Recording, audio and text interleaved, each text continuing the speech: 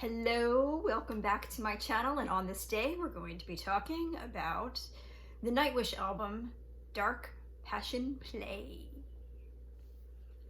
If you are new to this channel, welcome, hello, thanks for stopping by. I would love it if you would subscribe.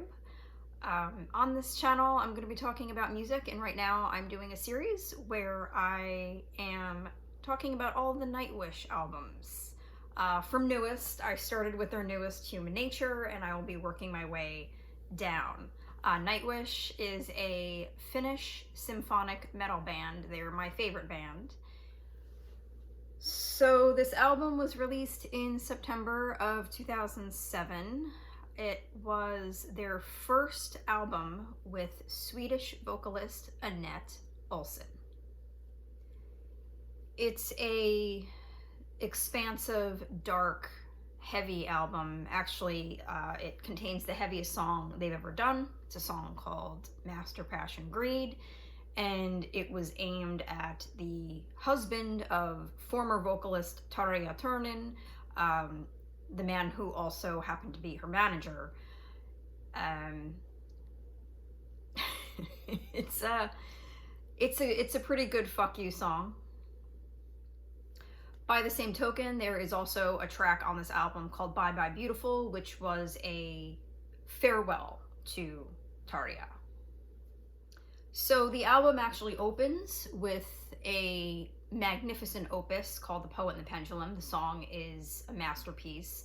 I remember reading in an interview a while back that the songwriter, the chief songwriter in the band, Thomas, who was also the keyboardist, said that he wanted the song's effect to be like a sledgehammer to the face, and indeed it is. It's 3 songs in one. It feels to me like 3 distinct parts. The first part it's like I think like a 12-minute song, I want to say, and the first part is sung by Annette, and then there is a very heavy break in the song that is taken over by their bassist, Marco. And then the wind down in the song, which is another, it's like the last 3-ish minutes of the song, Annette comes back again, and it's a slow, it feels almost like a completely different song. It's almost like the cool down after a workout. The song is quite a workout, and it ends beautifully on a very, very melancholy note. Actually, the theme of this entire album, for the most part, is extremely melancholy. The anguish is evident throughout this album. They were with their first vocalist, Tarja, for like 9 years, and they had all been friends for many years before that. So obviously that's going to be a very painful break. And it didn't end amicably. Apparently the band had a lot of problems with her husband, hence the song Master Passion Greed, which really, the lyrics really outline like what the issues were, pretty much. I mean, it's written and it's all just kind of laid out there. If you watch the DVD, it's called End of an Era. It's a live album that they did for their last album with Tarja, which was called Once, which I will be reviewing next. You can see the pain in all of the band members' faces at the end of that concert. They did their final concert with Tarja in Helsinki, and after that show, the band members served Tarja with a letter firing her. So she didn't know during that concert that she was about to be fired from the band. So the first 2 singles from this album were called Amaranth and Ava. Amaranth is definitely the poppiest song they've ever done. It's extremely easy on the ears. It's a quick song. It's super catchy.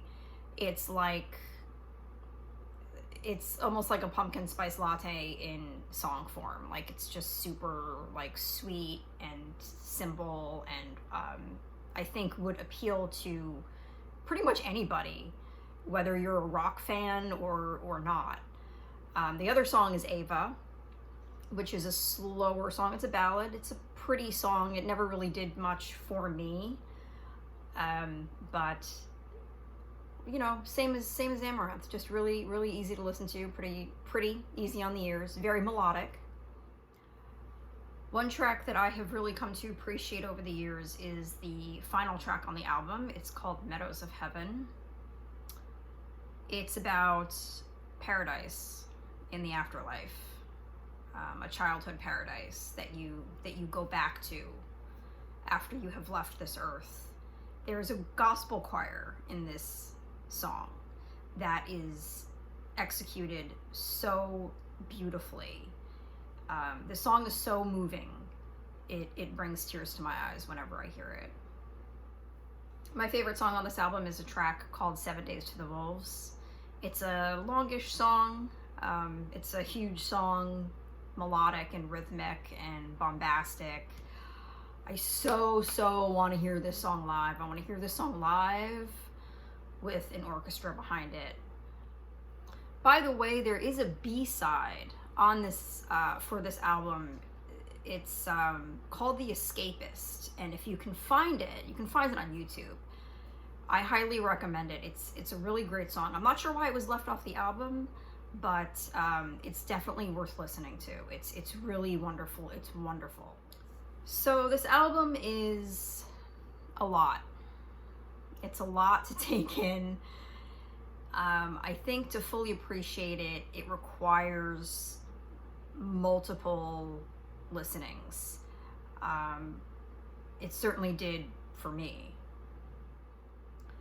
You know, I do know that getting rid of their original vocalist was quite controversial. It made some pretty big waves in the European metal world. It made big waves over in Finland.